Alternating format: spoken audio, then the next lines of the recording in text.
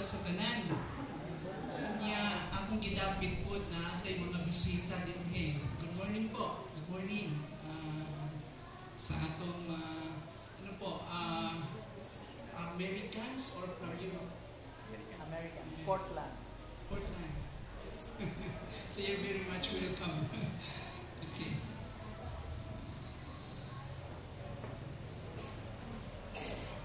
So karong tagnaw nigsoon, let's come before the Lord in prayer. Lord, we welcome your presence in our presence, Lord, in our midst. Lord, allow me to minister your people with your enabling, with your power, Lord. Ikaw, Ginoong, gatabang ka na po sa pagpamulong. Kami, madapit kami, this is the best part of our worship, to continue to meditate your words, and help us to find wisdom. Help us, Lord, to your illuminations. We can find, Lord God, fresh understanding coming from you, from your truth, as you teach us the meaning and the significance of your word. Ginoong labi na sa mga butang, mga isgutan, butan sa mga adlaw-adlaw kinabuhi. We just continue to submit ourselves to you throughout the rest of our gathering. Once again, whatever might transpire, we always return to you the honor and always for the exaltation of your Son. O kini ang pag-ampo sa ngalan ni Jesus. Amen. At mga igsoon, magpadayon kita with our series of meditation sa Acts chapters 2.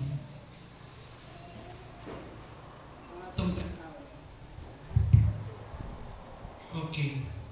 And balikan lang natin, let's review our direction unsay ato ang gisgutan. What happens when your path is orchestrated by God, or when God's conduct your life each step guided with a cosmic clarity and unwavering purpose? What happened? Kung maoy mo giya sa imuhang dalan. Ug atong kitan-aw ang pipila ka mga punto. Thank you.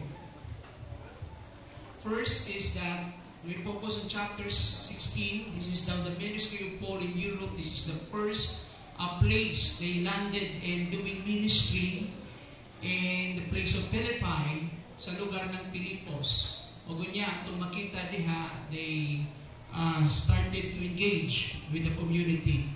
They found out that there is no synagogue, walay small group ng mga Jewish, pious Jewish and some God-fearing people. Wala sila'y makita ditong synagogue.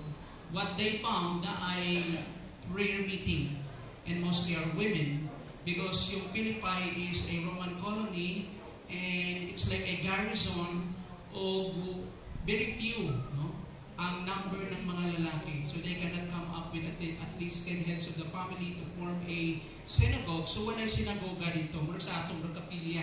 Wala silang anak to continue to study the Word of God and prayer and some of the religious engagement. And they found out that these gatherings beside the river, okay, because the people, the Jews, they were known as the people of the water because of the religious ritual. Naa sila yung mga tuluman nun, kinahanglan lang tubig. And so, again, just to review, first point na to remember, God is working behind the scene.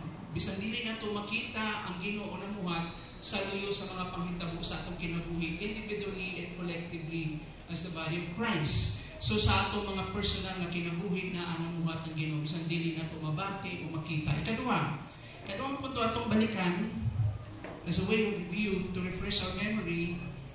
Ikaduhang punto atong makita diha. Tingnan ninyo sa big screen. Okay. Tingnan natin, ikaduha is dali lang po.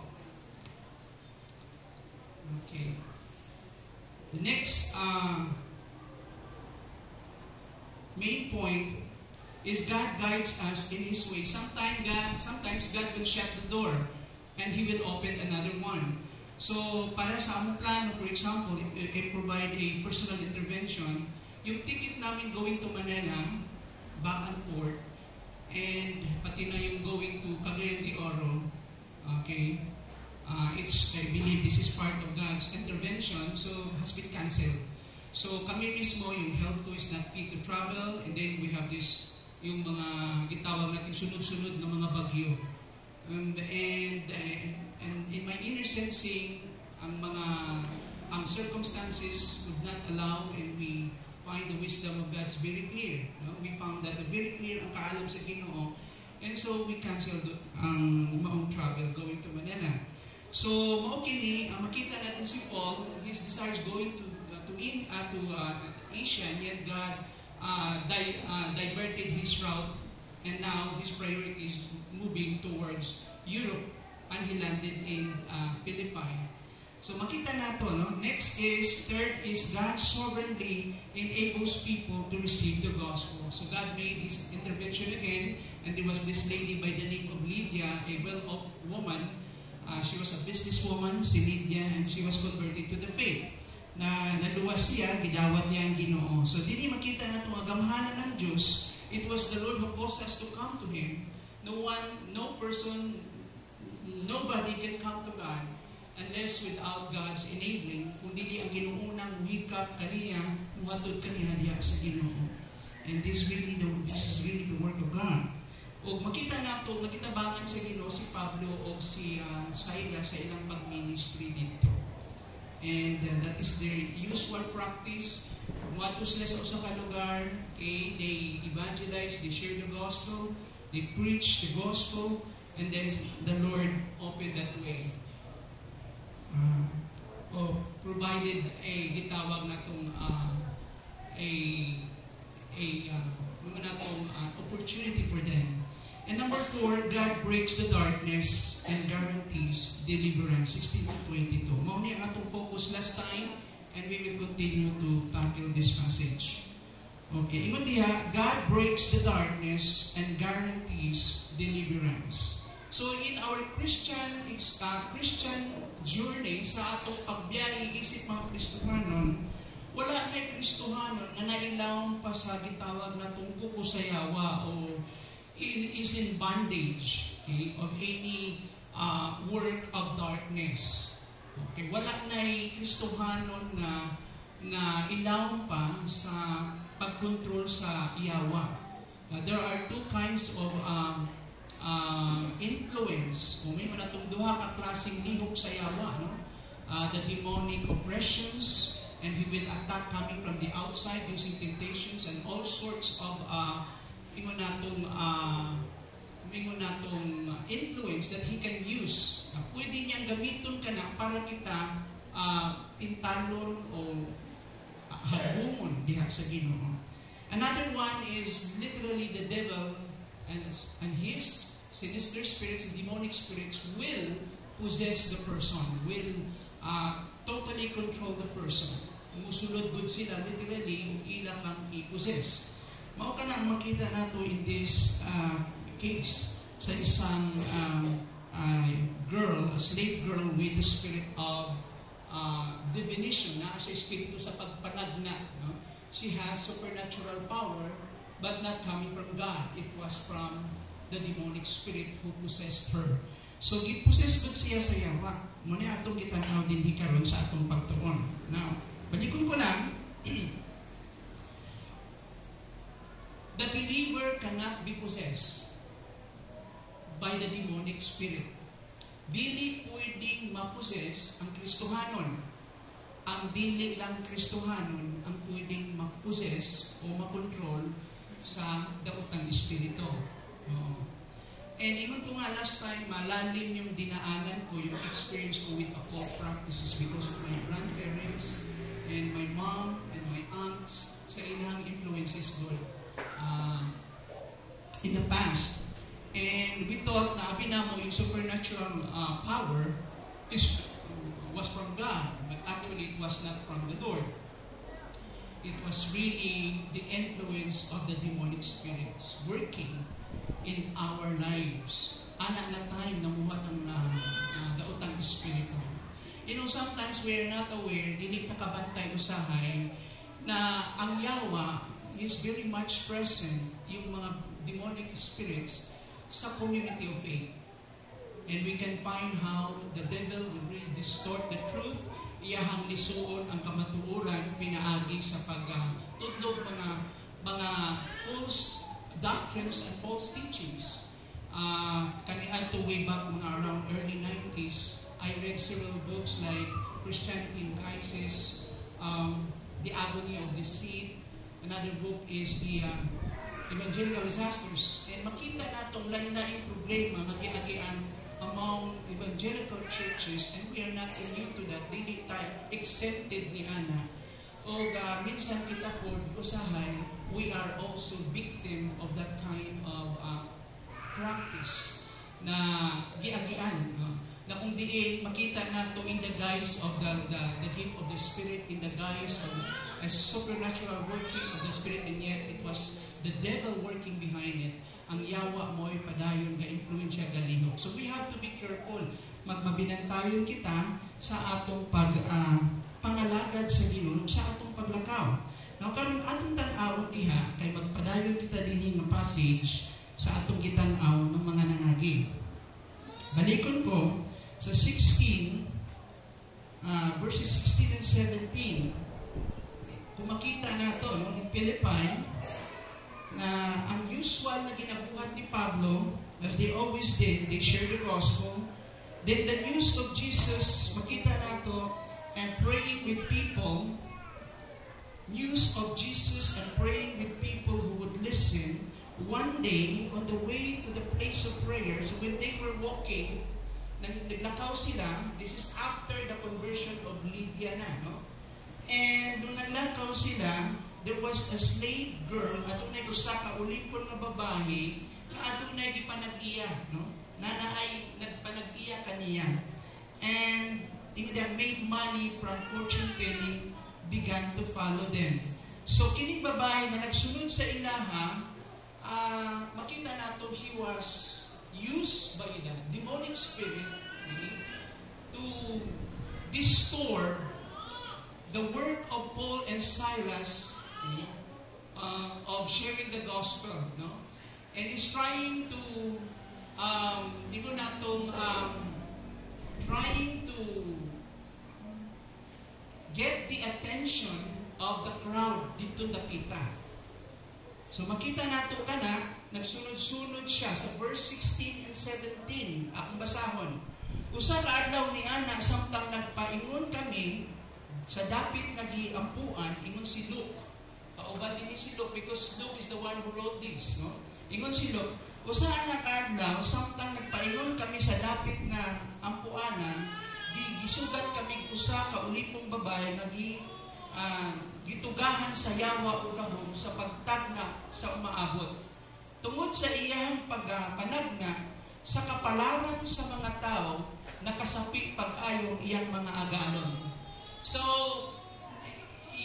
her supernatural power became what? A form of what? Of a business, a making money business good ni siya.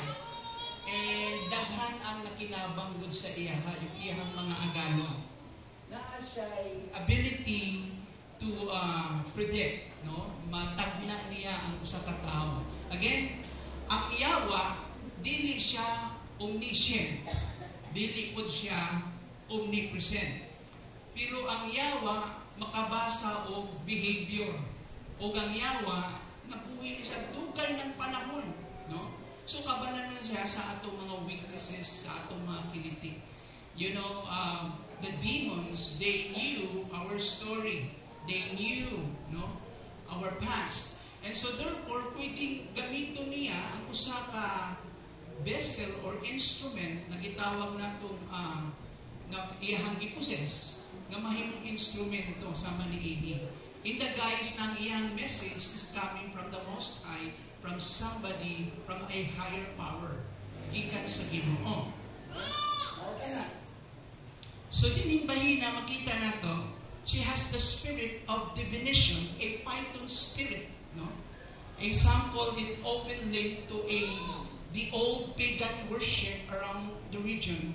Yung itawag natong ang spirit na we na itong 5-on or 5-2 na is associated with the god Apollos, no? One of the gods, Apollos. So siya'y makahatag og ability kining maong spirit na yan, yung snake, yung nag-represent sa snake, mao'y kahatag og espiritu sa gitawag ng pagpanagna. Now, bisang tuod, no? Kini lang akong i-clarify. Any powers outside of the scriptures, okay, nga dili kauban ang Diyos is not of God. Okay? Bisan noon sa panang powers, labi na sa atong culture. We are very much conscious about the spirit world. Okay? Ug naatay mga daghang mga beliefs from the spirits. So, any supernatural abilities outside of the scriptures, okay, is not of God. Dili ka na siya sa Ginoo. Kana siya sa laing gahom kana. Okay? And makita nato dinhi nga this woman, this girl, gained so much popularity in that particular place sa lugar ni Ana, sa Pilipos. Tungod sa iyahang somehow mura og nakatabang siya sa ubang mga tao o daghan po na higugman nalipay kanya because she became what? An instrument for making money, especially for the honors. So mao ka nga, nadaghang nalipay niya. And to enter to that particular place, bringing the gospel becomes a threat to the existing spirit or anima of that place. So ang babae nagiging instrument of what? Spiritual resistance. Ang babae. So yung spirit of that place is the spirit of what? Of divination na ay gitawag natong channeler in a form of yung mga practice ng mga spiritists and mediums na that is really an abomination, bawal ka na siya, that will provoke God's anger, that is the penalty is capital punishment in the Old Testament. O kana siya, gibawal ka na siya. Yung witchcraft, yung mambabarang, no? Kadungo mo ng term na mambarang, oo, kana siya, suko ang Ginoo na. We had gone to that kind of practice before. Kikan kami, anak. And yung practice of exorcism, gitudo sa Biblia to cast out demons because the Lord gave us that authority. Sadyang ikaw na Kristohanin na. But there are some cases, that you have really to struggle. Kaya kung tanaw ni mong story ng Acts, ng Gospel, yung makita nato yung mga engagement ng mga apostles, and even the Lord Jesus Christ told us na di isa yun ang mga engagement na to. There were some demons which they were very difficult to drive out. Lisod kaayo palayason. Oo. So karon atong tan-awon ka na padayon sa atong study. But dinhi atong balikan na kay gahatag og intervention sa ato sa connection sa ato na. How can we be benefited in this study? So dinhi makita nato na if you are in the side of God, we have the power, we have the authority na adiha. Now karon atong gitan-aw pa kana ang story ni ining babae, no? And the demons were not able to read minds, but she can predict the future. They can understand human behavior and influence events. Kaya nang i-manipulate yung mga pakitabo. Di ba sabi ko, before, my mother was a fortune teller. No? And hindi mo, basta-basta yung mother ko. Pumapasok ko ng general quarters ng Camp Aguinaldo yun. Mga general ho at saka mga congressmen ho at mga artista. Muntik na kinuha ng Blue Lady yun, ni Imelda. Naging artista yung mother ko. And so, because of that kind of influence and power,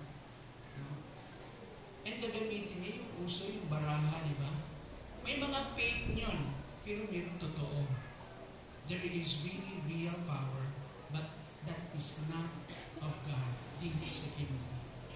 And so, makita nato din Ikasunod-sunod good ang yawa. And dinhi, the demon possessed the slave girl preached for Paul.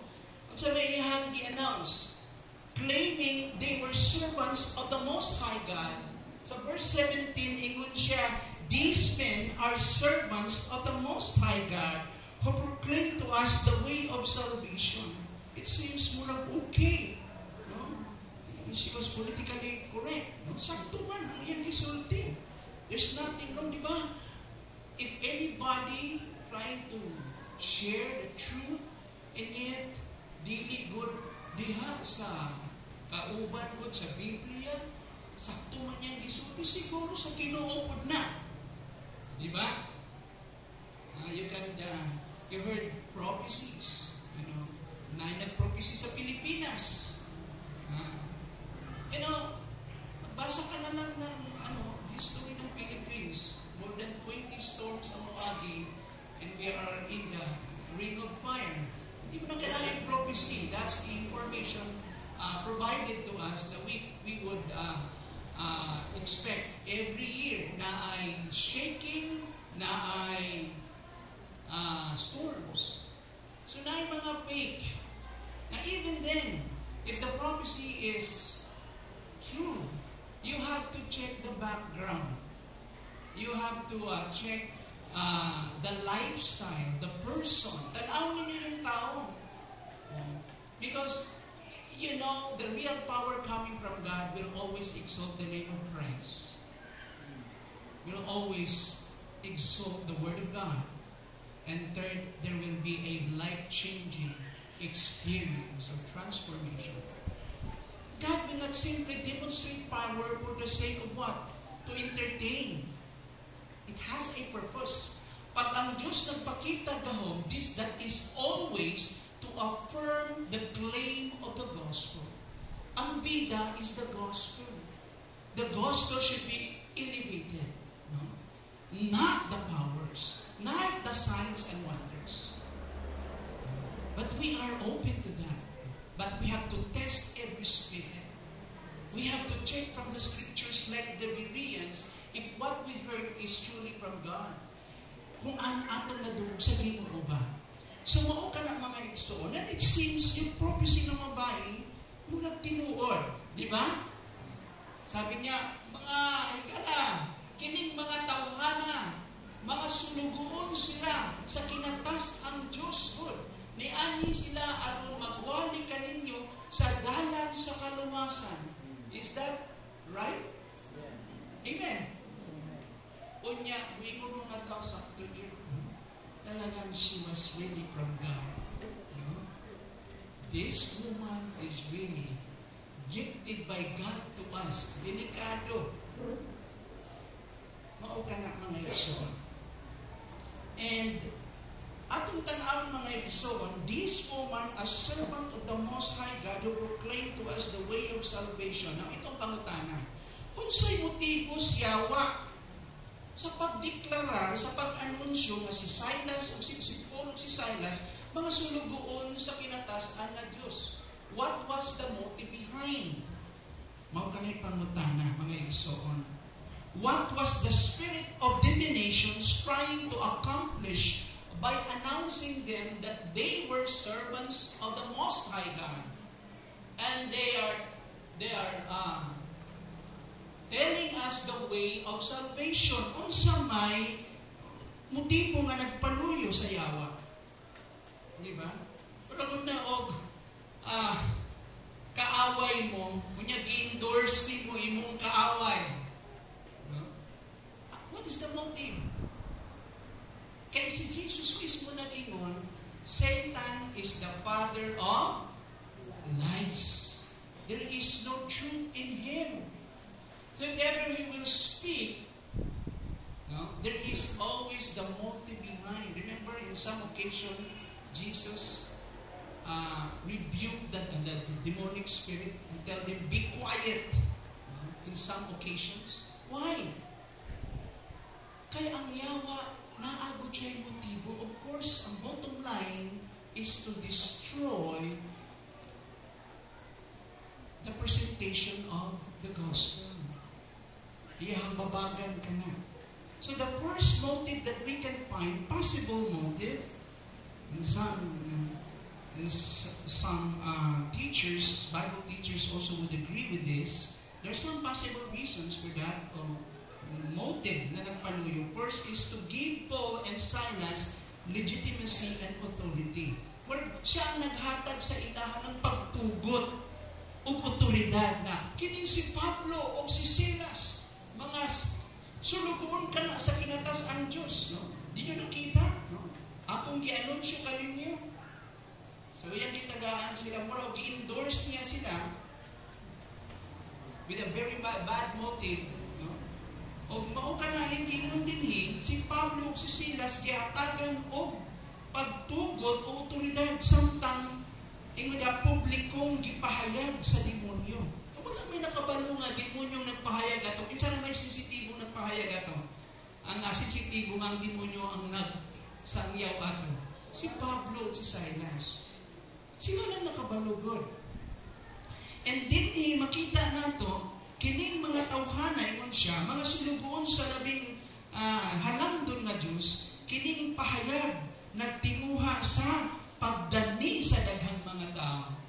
And so the motive is that itagaan niya sila o otoridad, o pagtugot, na ang demonyo gusto niya ng utsaman. To gain attention from the people, o ingon niya, this announcement seeks to attract crowd by suggesting a higher endorsement of their message. Nagpasabot kini nga mura og grabe, no? Kining bayhanga di ay gyud, no? So kung pasabot, they're serving, they're working in a similar powers good. Pareho lang good di sila, kauban ni sila. So these apostles or these servants of God working under the same supernatural power. Kay with the endorsement of this lady, kining babae, kauban na gyud tingali sila.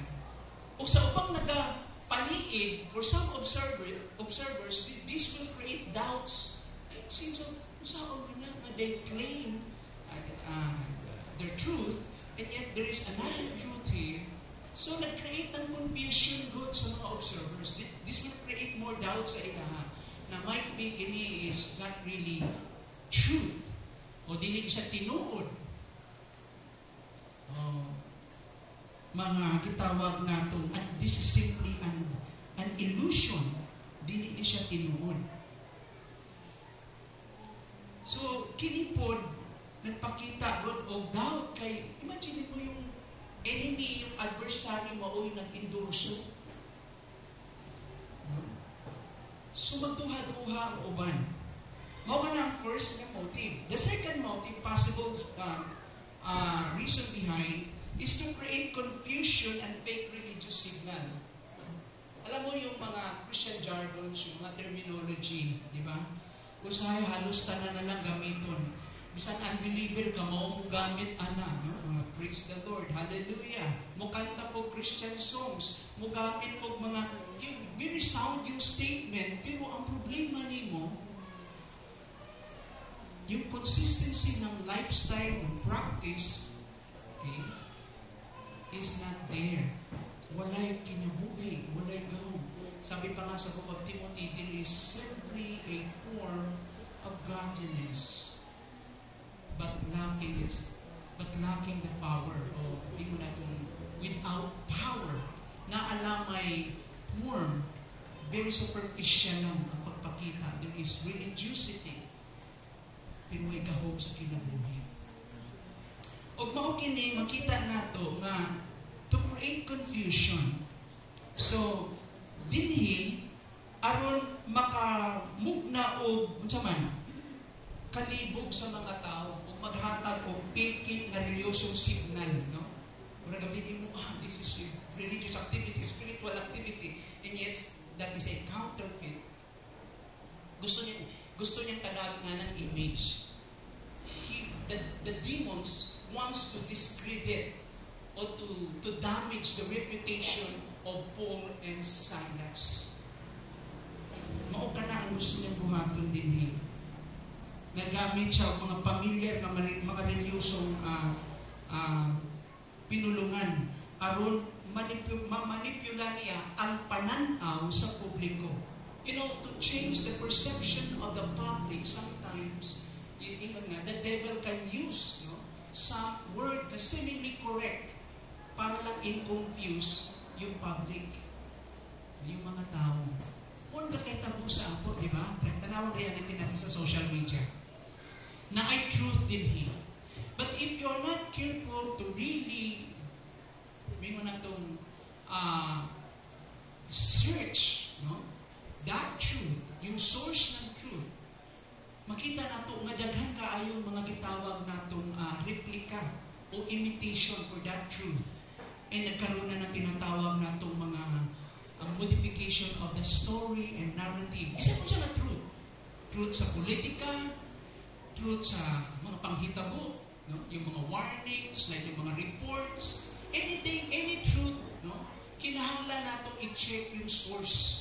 Kasi yung dula sa social media, ang kakahitabo, gina-distort nila yung truth. Ginaliso nila, ginalubag nila yung kamatururan, and to create another scenario to change the mind of the public. Kaya kung ikaw, ilarunong ka, you are gullible, kung sa'yo makita mo naka-flash diha, tuon lang dayon nga. As Christians, we have to be discerning. We have to be wise people. Kinakaliot lang. If you have the opportunity to debunk that fake news, then do it. In a what? In a godly way. Pag-explain sa truth with the spirit of love, not out of harshness or gaslighting or insult or bullying. As Christians, we are not part of it. Dinita ka uban, anak. Dapat kita, mas kinakit na pinakatong mga nangalagad ko sa gobyerno. Malungkot, pato yung mga naa sa government, mga government officials, mga men in uniform na virusan po ng bad information yung mind. Kasi ito na lang ang mangita sa truth. Naalala niyo yung ato ang preaching last anniversary, we have to apply the belt of truth. Mao ka na mga igsoon. So din ang yawa, kaya nang gumawa ng ganong senaryo. Na maminaw ka, truth mambod. Yung kadiyot lang tanaw na to yung source. Paano in-expose ni Paul yung source? He rebuked the devil to come out from that slave girl. In the name of Jesus. Come out of her! Then the demon was being exposed. So the people realized that the source is not of God, of that information. So, importante yung role. Alam mo, yung labanan din we have to continue to bend our knees in prayer and be more discerning and use the Word of God. And, naabay mga encounter na yung kapag yung hangtod ka mo, that you can exercise, casting out the devil. The Bible tells us, there's several verses that we have to resist the devil. Suklanin mo ang yawa o siya mo daganin mo. Amen? Hilong takaayo ko.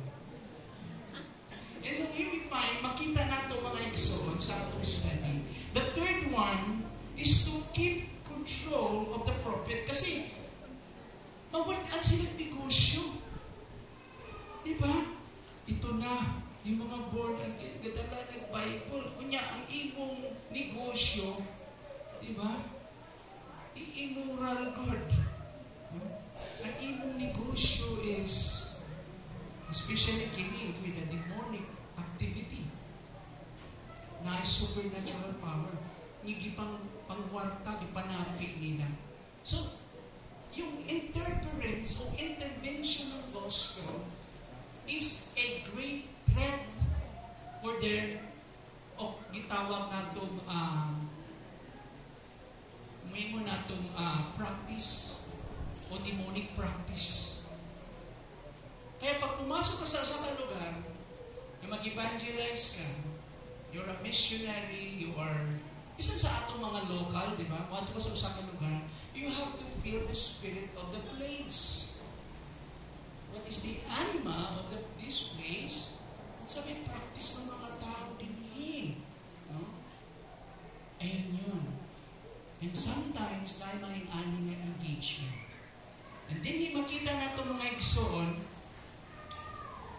gustong i-control lagod siya. Gusto siya magpadayon yung ginansya, yung panginabuhi nila. Samtang ipanalibdan ang mga tag-iya sa babae nga ulipon. Ang teksto naghisgot bahin sa pagkontrol sa ginansya nga naglambigit sa usa ka babae nga ulipon na adunay katakos sa pagpanagna nga nalambigit sa usa ka demonyo.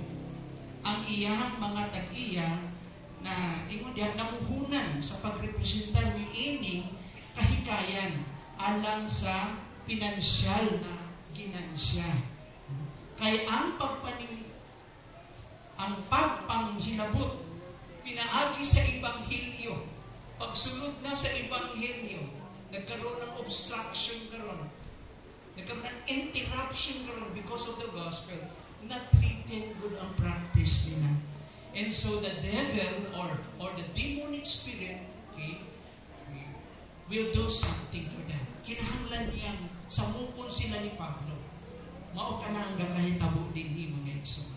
So sa Acts 16 to 18, ako basahon sa inyo mga igsoon. Iya kining gibuhat sunod sa daghang mga adlaw. Na dili lang kausa kasunod-sunod ni mga babae for several days. Kasunod-sunod siya sa daghang mga adlaw hangtod nga gisamukan si Pablo. Nung una wala tagda ni Pablo. Amen? And she became annoying to Paul. Gibatlo ni Pablo. Og miliki kaniya og giingnan ang espiritu. Dili ang babae giingnan ha. Ang espiritu nga ning sanib ning sulod sa babae nga gibatlo. Sa ngalan ni Jesus, sa ngalan ni Jesu Kristo, gula gikan kaniya og migula dayon ang espiritu.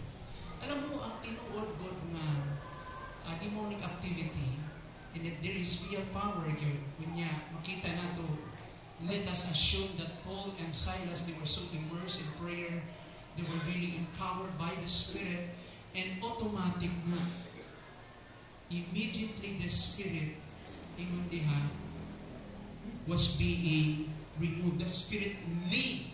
So nibiya gud siya, nilakaw gud ang Espiritu.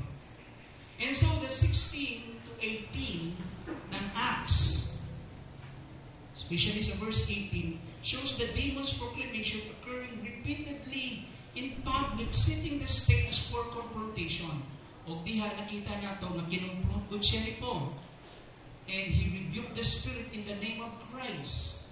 So muna mga igsoon, unsay gamito nato sa pagbadlong sa espiritu. Kang kinsa ngalan? In the name of Jesus Christ. Not in the name of the holy apostles. Not in the name of a certain patron or somebody or some elder in the church or pastor, or in the name of your good traditions or your church. It should be only in the name of Jesus. Because only the name of Jesus has the claim. Okay? Even in our prayer, di ba pag nahuman tag-ampo, unsay ang kabutang sa tumoy? In the name of Jesus. Dili na siya yung just telling the name, expressing the name like an open sesame, like a formula, no. We understand why we pray. Lord, we don't have any claim, but only through your Son, we ask this. Ipangalan namin kini. Only to the name of Christ. So sa ngalan ni Kristo. Not even in the name of Mary. Wala mo. Sa ngalan na ni Kristo.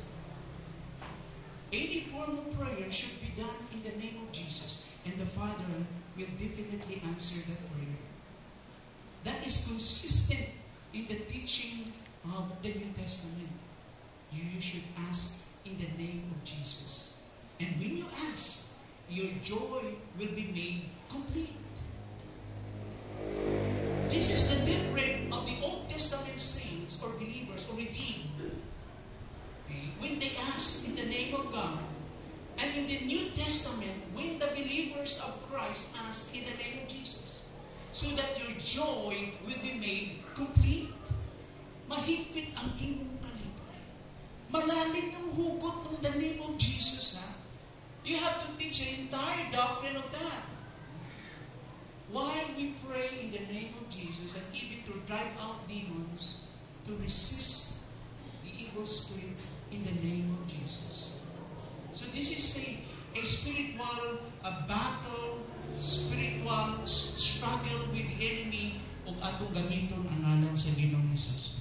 Si Pablo, mao ka na gigamit ni Pablo ang ngalan sa Ginoong Hesus. So Paul rebuked the spirit, showing the message was coming to the demonic source, not a legitimate divine authority. Dili kinigikan sa Diyos. So he addressed the spirit, neglecting the girl as though he was merely an annoyance. He declared, he announced in the name of Jesus Christ, leave her, hawa sa iya. And suddenly, without hesitation, the spirit departed from her. The girl was being set free, liberated from demons' hold, but her owners discovered themselves unexpectedly broke or bankrupt and weak. Ipalayas niya. Paul acted similarly to Jesus in this regard, telling the devil to keep quiet. Sa case ni Jesus, inong ang Ginoo, hilom, gipahilom sa Ginoo ang yawa. Even when they spoke the truth about Jesus, gibatlong ni Jesus, hilom ka mo. Makita nato ka na sa Matthew 8:28-34 and Mark 3:11-12. In like manner, si Pablo, gigamit niya ka na, I command you in the name of Jesus Christ to come out of her.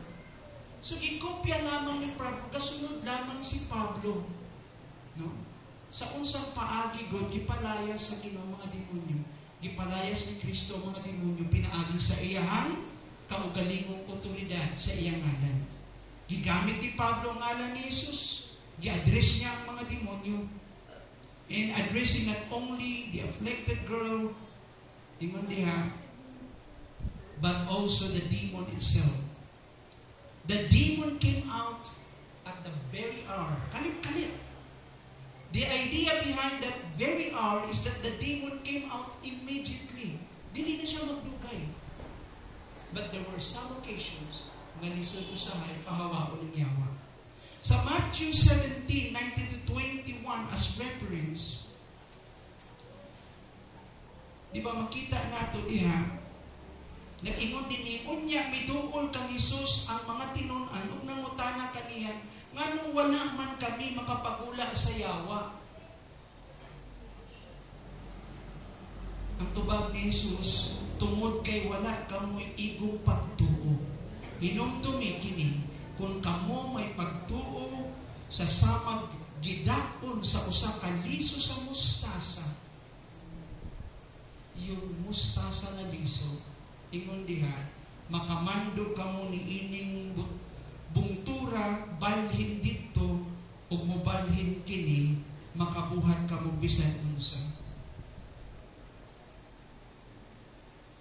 It seems for hyperbole ang gigamit din. But the point is this, bisan pa na kay pagtuo, bisan pagamay na, but that faith is enough. That's very powerful to drive out demons. Mao ka na, buti pasabot niya. So si Jesus exorcism demonstrates His authority, okay, and foreshadow, ingon diha, His authority, and predict the ultimate victory over evil. The examples we can find, yung healing of the gathering demoniac and healing of the boy with epilepsy in Mark 5:1-20 and Mark 9:14-29. Si Jesus mismo is our perfect example. Nabudjump na po mga example. So naghatag lang po ubang mga additional references sa atoang para maintindihan nato kung saan tayo nanggagaling. Sa isang spiritual warfare, pakigubat mga igsoon, the Gospel and the Book of Acts features exorcism, Okay? The later Pauline epistles emphasize spiritual warfare through faith, prayer, and the gospel message. So kung engage kita sa yawa mga igsoon, kauban ang pagtuo, kauban ang pag-ampo, kauban God ang Ebanghelyo. Naa siyang iyahang conclusion, yung gitawag natong yung conclusion niya sa book of Ephesians. No? He end with the message about the church with the spiritual warfare. Inyang ipakita din atong isulob ang tibuok almadora. Ang tanang hinagiban, putting on the armor of God. In verses 10 to 18 of Ephesians chapter 6, encourages believers to stand firm against the devil and his forces rather than focusing on casting out demons. So gawas sa pagpalaya sa demonyo, we have to stand firm. Amen?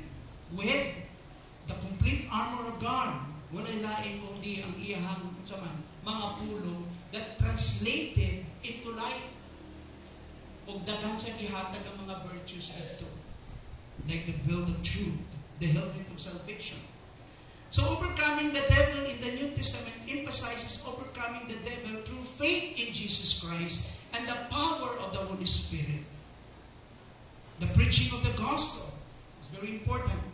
The primary means of confronting demonic influence is through preaching the gospel and proclaiming the power of Christ. Kinahanglan iwali nato, isangyaw nato kamatuoran. Namo mga igsoon diha sa inyong screen akong gibutang na si Kristo adunay nagmadaugo na. Tanaw ang sulod ng mga verses sa atong big screen. Nagmadaugo na ang Ginoong Hesus. Tanaw ang Ginoong diri mga igsoon. Sa Colossians 2:15, o pinaagi sa iyang kamatayon sa krus, gibuntog ni Kristo ang mga espirituhanong pangulo o otoridad. Kinsa man kini? Ang mga puwersa sa yawa. O gipasundayan niya ngadto sa tanan ang ilang kapildihan. Makita ni gikan sa pagkabanaw sa Ginoo, gikan sa krus. Ito sa iyang pagkaya. Tanaw ang 1 Corinthians 15 verse 57. Ingon diha mga igsuon, but thanks be to God, He gives us the victory through our Lord Jesus Christ. And this is the context of resurrection. And 1 John 3:8, nag-ingon diha, he who does what is sinful is of the devil. Ang kinsa man naghimo sana iya sa yawa. Tungod kay ang yawa makasasala na sa sinugdanan pa. The reason the Son of God appeared was to destroy the devil's work. Ang hinungdan si Kristo ni anhi. This is one of the reasons, not only to save us, amen, but to destroy the works of the devil. We are in the position of victory. And when we talk about casting out demons, it's not presented as a special gift. Hindi siya special gift ng Holy Spirit. This is common to all of us. Tanan mga Kristohanon, gitagaan kita sa katakos, mga igsoon, na magpalayas og daotang espiritu. It's not presented as a special gift of the Holy Spirit, but rather an act of authority and power that is available to all believers who are under the authority of Jesus Christ. You know, in Mark 16, the last part is very controversial. Some of the scholars would say this portion of chapter 16 is omitted from the original manuscript. But you go back earlier ng mga centuries, some scholars would say this is part of the Gospel of Mark. And sa Gospel of Mark, very clearly to giingon na when you preach the gospel, signs and wonders will just follow, and we can drive out demons. Ang kauban natong ubang mga references ini, very clear. At tanaw ang 1 John, there are several Bible passages suggest that believers dwelling with the Holy Spirit cannot be possessed by demons. Gusto lang ipalikon nga ang mga Kristohanon dili na mayawaan ay ang nagpuyo sa atong mga kasing-kasing o kinabuhi ang balaang Espiritu. Everybody, say with me, dili na ang Kristohanon mayawaan. Kanya kita usahay mo mag-YWA. Diba? The believers can be oppressed, but cannot be possessed. Why? Ito yung mga clear na verses sa scriptures. 1 John 5:18. We know, this is a common knowledge, that everyone who has been born of God, born again, born from above, the anointed, born of God, does not continue to sin, does not continue in habitual lifestyle of sinning. Dili na magkinabuhi sa sala, maglunang sa sala. Why? Because it's a new creation. He's a born of God. Dili lang ka na mga igsoon, ingon diha, for the one who has been born of God keeps himself, ingon diha, and what? The evil one, okay? Kinsa ning evil one din eh? This is give reference to the devil. Every time makakita mo word, the evil one, this has to do with Satan himself. And the evil one is not able to touch him. You are God's property. Mananghid sa siya. Nga naman. Itatakan niya ka sa Ginoo. You're sealed with the Spirit. You are God's property. And the Holy Spirit is living in your heart. Amen? So wala na yung Kristohanon.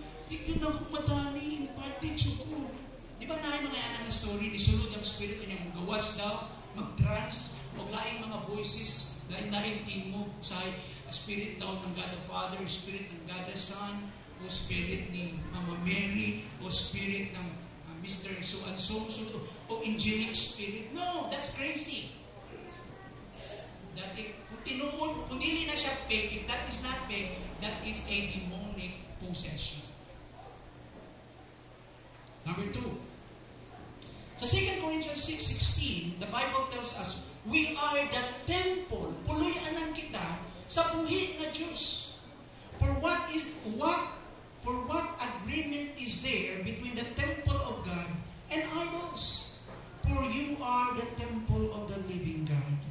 As God said, I will dwell with them and walk among them, and they will be my people, and I will be their God. May I see your right hands if we are the temple of the living God? Amen. Now, questions. Pag nakasala, baka dili nakatemplo sa Ginoo? That is why we have the provision of 1 John chapter 1 verse 9. Na di ibig sabihin na excuse, gamitin mo yung sana as license good. Dahil anak ka na ng Diyos. But the promise is this. Bisan kung sa pa'y may tabo, since you are a real believer, a child of God, tinod ka manak sa Ginoo, you remain to be the temple of God. You remain to be the dwelling place of God. Naang ng Espiritu Santo sa Diyos. Kanawa ang 1 John 4 verse 4. Apan mga anak, iyan na kamo sa Diyos, o gidaog na ninyo ang mga dili matuod na propeta, kay ang Espiritu nga anaa kaninyo, mas gamhanan kaysa Espiritu nga naa sa mga tao nga iya sa kalibutan. So the demonic spirit working, the sinister spirit influencing the people of this world, na mao'y ka-influensya sa mga tao ani nga kalibutan, ay dili makasarang sa gahong sa walang espiritu nga nagpuyo ka nato, mas gamhanan ang Diyos nga naa ka nato. And in fact, that is not a fair comparison, because the Spirit is the third person in the triune God, and He is God Himself dwelling in us. Alam mo yung language nun sa original, noong Romans 8:26, the Spirit Himself. Ang ibang scholars would translate, the Spirit who is God Himself, helps you, interceding for you, because we do not know how to pray. Ang Diyos mismo nag-ampo para ka nato. That will really blow our mind na, wow, ang Ginoo mismo Maaka na ito, may nag-apo ka nito. Mas gamhan. Sa James 4, verse 7, ingon diha, busa magpasinugtan kamo sa Diyos, magpasabitan kamo sa Diyos. Sukli ninyo ang yawa ug mudagan siya. Now, sa mga Christian, may mudagan, madlok. Di ba? Tingali nyo yung di naman siguro uso na karon Kuya Bob, kay unang modern na karon doon. So, di na kayo mutuo mga tao sa yawa. So, yawa po ng pawag. No! Mas gamahan ng yawa ng yawa. Nawa na takabalo na sa mga screen sa cellphone ninyo. Amen? Dagang strategy, yung methodology ng yawa. Grabe. We have to be careful of the scheme of the devil. Importante yun. So, resist him. So, mga isang kutob lang po din sa atuwa.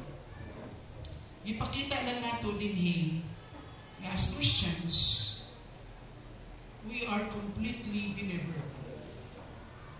God has already broken the works of darkness in our lives.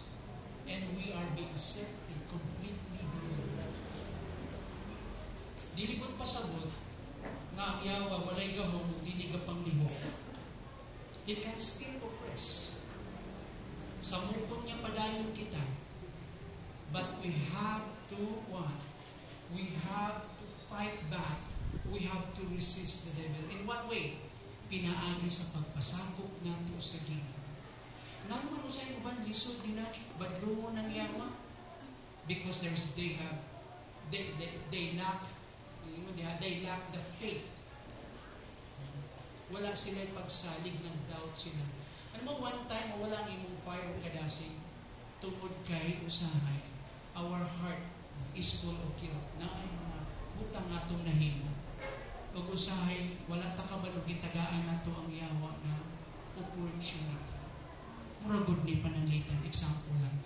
Diba we are already complete in Christ? Amen? Pero usahay sa practice nato na mga areas na dili nato sa adlaw-adlaw, dili nato gitugyan sa Ginoo. Gusto na siya permission mo agi sa ato. Yes, it has limitation. Pero usahay kita mo igahatag sa daotang espiritu. Ugahom. Nakontrolota. Now the Bible tells us, He cannot touch us. He cannot control us. We have the power of the Spirit. We are in Christ a new creation. In fact, we have the power to drive out demons and to resist evil spirit. Nasa po. So part sa pag-orchestrate sa Ginoo sa atong dalan sa paglakaw, we will encounter mga supernatural engagement God, no? Na yung mga lihok sa daotang espiritu. Pero bantayan po balansiho natin. Dili tanang nahitabo sa itong kinabuhi, lihok sa yawa. Ayaw pa sa hindi ang yawa. Diba? Alala nyo na yung isa ka istorya, naghilak po ng yawa sa daplin. Ginuol sa siyang general. This is just a story. Ingon dito. Nga nung naghilak mangga, Sir, kini mga born again, tananan ng problema na kinabuhi ako sadaan. Nahubog lang.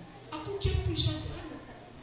Sa ngalan ni Jesus, Espiritu ng pagkahubog, pahawa. Spirit of what? Of intoxication. Spirit of tananan ng ang yawa. We have to be careful what front we are facing. It could be the battle is between our flesh. We need to exercise discipline. We ask for counseling. We need to to continue to pray and ask for the Lord's deliverance. Amen? Kung ang problema yung weakness, depende sa battlefront. It could be the battlefront is the world. Kung na kayo opportunity to use the Word of God. And some provisions, God, na pwede niyo gamiton. Pero na ay battlefront na katubang yawa. Kung siya gamito din mo. Again, the scriptures and prayer. Unay actual nga encounter, you have to drive out demons. Kinsa din ay naka-experience sa inyo, yung mga dugay ng Kristohanan, naka-encounter ng actual demonic possessions. Taas no? Yes. Naitabo na sa mo, sa sulod ng simbahan mismo. Akala na ito, wala yung demonyo dito sulod pa. Oo, samtang kawali yung pastor, alabang yan, alabang setan. Andun ako sa Dublin, I was so young. Biglang yung isang nilagip ko dito. Nikalit lang ko siya, tumba dito. Umikirit siya, wala mo siya background ng epilepsy. O niya, nagpula-pula yung mga mata ko niya. Kung nitulit mo siya, murag hanas, gana dito, nalisang ang mga tao na nagantanan. Nawa yung power sa mga tao. Ang nabilin ng ako at saka yung antinabo dito. And then we exercise that. Hindi kaya pala, hindi pa siyempre. Kasi baka it doesn't mean na born again na ba. And the person's, he was full of bitterness. He sink in ang daw ng Espiritu sa kasi because he was so bitter. Ito imagine sa Ekasapo, naukap niya ng tiles na yung kanabitang bangkirahan, di ba? Yung kitchen sink, good yung gituan niya tricycle, hindi mo siya dakog lawas, kitabangan siya dagang tao, good. Tingnan mo yung tungkol lang sa kasuko. No? May pita ka ng grabe yung iyahang. Pero it's really different, no? At the time. So may mga ingana, and after that prayer, then he was delivered. And he asked for forgiveness. Ngayon siya pa sa napabangat na sa ato din sa ubay. Kung napo mo'y mga iguson, Ginoo ko, isurrender na ninyo. Do you still have habak? Mga amulets? You still have anting-anting and amulets? Isurrender na sila Ginoo. That is not compatible. It's no longer compatible with us Christians. Wala na. Okay, sa pa'y katuo din ni o buyag. O simba ko. Wala na. Balikon ko. Fairies is just a pigment of human imaginations. Mga engkanto, imahinasyon, hindi tinuon. The real enemy are the fallen angels, the demonic spirits. In the guise of the Whitney, in the guise of Capri, in the guise of Acta, in the guise of so many beliefs. But the real thing, it's the demonic spirits, the dirty spirits, the fallen angels. Mauna. Kaya tayo, wantod karon, di ba, gatuo pa tayo, binahanted house, naigapuyo diha. Wala. Demonyo nagpuyo diha. Pag nakakita ka mong may tao, galibitin kalit nilutaw, niya galit, ikalit naglayo ang ikuran way tao, there is demonic presence diya. Kung applyan na mo ng science, tanan, di mo pasar ang science, and that is something supernatural, that is a demonic presence. Hindi sa Ginoo na. Kaya ang demonic spirits kapuyo sa lain-lain mga lugar. If we do a study on it, again, balik ko na mo before I close. Ito yung mga libro mabasahin sa uban sa atong study. Mga old books ito, pero that would help us. The Dilemma. I forgot the author, but yung title, The Dilemma, The Adversary, The Demonic Past and Present. Okay? O gitawag na itong, then you can read a portion of yung doctrines of angels and demons. Makita nato niya. May ani din engagement sa yawa. Bantayan lang po na ito. We have to be more careful and balanced in the way we apply the Word of God. Balikan po as I am. We are victorious and no Christian can be possessed. No. We have the power. Let us pray. Lord, salamat sa iyong grasya. Padayon ang iyong po Ginoo kining gamot, Ginoo, sa among mga nakaraan, Lord, from our past. There's so much occultic practices, Lord, part of our culture, part of our history, Lord. We pray that our people may be delivered, Lord God. We pray that your gospel will continue to shine, will continue to be proclaimed in our community. Help us to continue to engage, Lord. Talabangan ninyo kami. Magsugod sa among mga panimanay, ibiyag sa family members who are not yet in Christ. Help us, Father. Help us to minister to them. Help us, Lord God, to convince them with your power, Lord God. Ginoo, ang pagampo na ikaw padayon ang mamuhat sa among kaliwanag. So, Lord, we trust to you all our needs, even today. Thank you for ministering to our needs. And this is part of the package of your saving grace for us to ask for all our needs. So whatever need is presented right now, wherever we are, in our seat, Lord, we pray that you will touch us. Magministeryo ka kanamo, Ginoo. Ginoo, tagbua kami karon, Ginoo. We pray, Lord, for your divine intervention, Lord God. Address these needs, O God. We ask this only in the name of your Son. Only by virtue of the name of Christ, Lord. We ask this, Father, for the sake of your name and your goodness, Lord. We, as your children, we humble ourselves, knowing that we cannot do anything without your grace. Ginoo, tabangan mo matapusan. Whatever in this need is presented, it could be a work concern. It could be, Lord God, healing for our bodies. Those who have a physical discomfort sa dunay mga balatian sa ilang lawas, hikapa karon, Ginoo, nangayo mi og milagro sa imong presensya, Ginoo. Father, we ask a demonstration of your power right now, Lord God. Ginoong Diyos, padayon ka manghikap ka na. Ikapa ang among mga kinabuhi. Ikapa ang among mga relasyon. Ikapa, Ginoo, sa mga butang sa among kinabuhi, Lord, na kinahanglan sa imong pagdasig. Thank you. Thank you, Lord God, for your sufficiency. This is our prayer in Jesus' name. Amen. Amen. Let us all rise. The Lord bless you and keep you. The Lord will cause His face to shine upon you and be gracious unto you. The Lord will lift up the light of His countenance and He will give you peace today and forevermore. In the name of the Father, the Son, and the Holy Spirit, and everyone will say, Amen.